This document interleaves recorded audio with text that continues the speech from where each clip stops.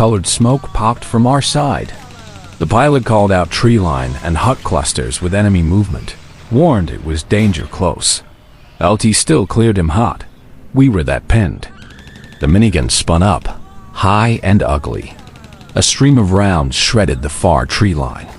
Rockets slammed into the paddies just beyond the last huts, shockwaves rolling through the village. Guerrilla fire dipped, then flared again from new spots. Tunnels. Pop up somewhere else. Start over.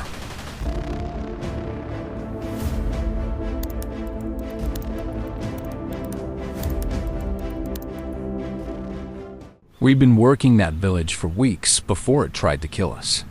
Little place on a dirt road, tin roofs, thatched huts, rice paddies on both sides. Command called it a VC logistics point. To us, it was just where we sweated, handed out candy to kids, and pretended we were winning hearts and minds. I was an infantry sergeant, 1968, just after Tet. We patrolled through there almost every day. What bothered me wasn't what we saw. It was what we didn't. No fighting age men. Boys, old guys, women, sure. But that solid 18 to 30 group?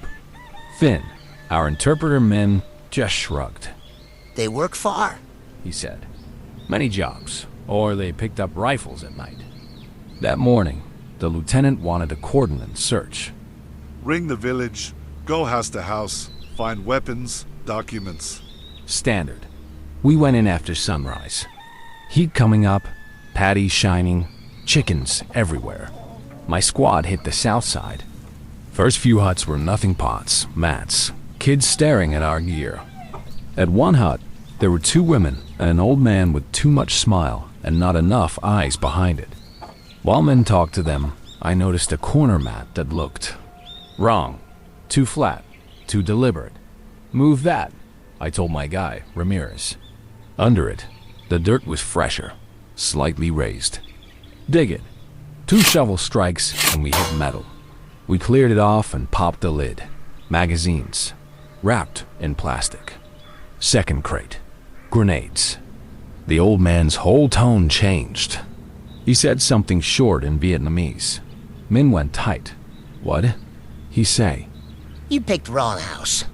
Now the village has to choose.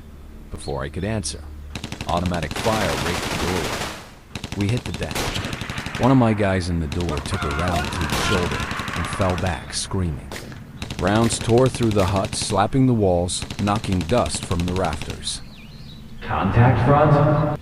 I yelled, dragging the wounded man behind a crate. I risked a quick peek outside. The quiet little lane was now a gunfight. Men in black pajamas, sandals, and a couple of old guys I'd seen a dozen times were moving between doorways. A K's up, firing controlled bursts. They hadn't come from outside, they just stood up. Guerrillas. Stay off the windows. I shouted. Corners only, short bursts, watch your flanks. My guys fell into it on muscle memory. Training takes over where thinking stops. In the back room, Ramirez called out. Sergeant, you better see this. Another mat. Bigger. We flipped it. Tunnel. Rough shaft, man-sized, slanting into darkness. Air from below smelled like sweat and dirt. They're moving through these, I said. In one hut, out another. Right on cue, we heard muffled shots from under us, and gunfire from the hut directly across the alley, a window that had been empty seconds before. The whole village went loud in under a minute. Up the street, I heard our M60 open up. An M79 thumped. A pig ran across the alley, squealing, until a stray burst cut it down mid-stride. The radio on my chest crackled with overlapping call squads taking contact from multiple directions, asking for gunships. Guerrilla fire was all angles, short bursts, constant movement. Shoot, move, disappear. They weren't trying to hold the village. Just bleed us and slip away. I saw one guy sprint along a roofline, rifle slung. Rooftops meant trouble. I took a quick shot, saw him stumble and vanish behind a parapet. Couldn't tell if he fell or ducked. Cover that tunnel, I told Ramirez. Anything comes up that isn't ours, You drop it." He nodded, eyes locked on the hole. The gunship arrived, a Huey with rockets and a minigun. It circled once over the paddies. This is Viper 2-1.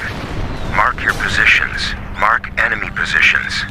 Colored smoke popped from our side. The pilot called out tree line and hut clusters with enemy movement, warned it was danger close. LT still cleared him hot. We were that pinned. The minigun spun up, high and ugly. A stream of rounds shredded the far tree line.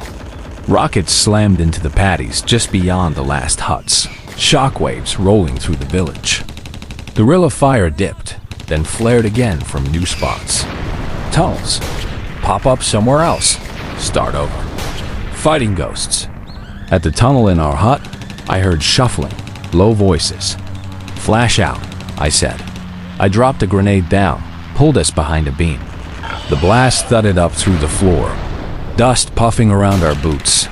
For a moment, silence. Then, from under a different hut across the alley, fresh bursts. We were not clearing this village today. We were stumbling through a network they built under our noses. Finally, the LT came over the net. All calcines. Begin controlled withdrawal to outer positions. Bound back by teams, don't leave your wounded. We started leapfrogging hut to hut, one element covering, another moving. Guerrilla rounds snapped at our heels. My wounded guy, Dawkins, staggered along with his arm bandaged, face gray but refusing a stretcher. Some villagers watched from doorways. One old woman spat at the ground as we passed. Another grabbed my sleeve, jabbering at Min, pointing to a cellar. She says boys are hiding there. Min translated. Not soldiers, just boys. She begs no bombs. For half a second, it felt like the whole war was staring out of her eyes. "Tell her to keep them down," I said.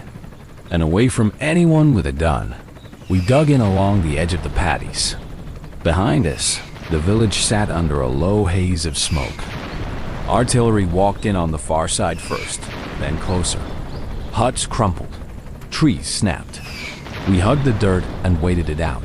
When we went back in, the place was wrecked. Some houses gone, others half standing. We found bodies of guerrillas in villages, some with weapons, some without. Tunnels collapsed, half collapsed, still open. In the old man's hut, the crates were gone. The tunnel we'd fragged was partly caved in. At the bottom, we found a sandal and a hand sticking from the dirt. The old man himself was nowhere. Later, the captain talked about degrading enemy infrastructure and disrupting guerrilla networks. On paper, it was a tick box. That night, cleaning my rifle, I kept thinking about what Min said about that old man. He has 2 sons. Min told me. One with VC, one with a Char V. He says that way. His family cannot lose. Standing in that ruined village, it didn't look like anybody won. When people ask what fighting guerrillas was like, they expect jungle ambush stories. Sometimes it was. But sometimes it was a village you thought you knew suddenly standing up with rifles and tunnels and pre-planned fields of fire. It's the day the village goes loud and you realize the war wasn't out in the bush. It was under your boots the whole time.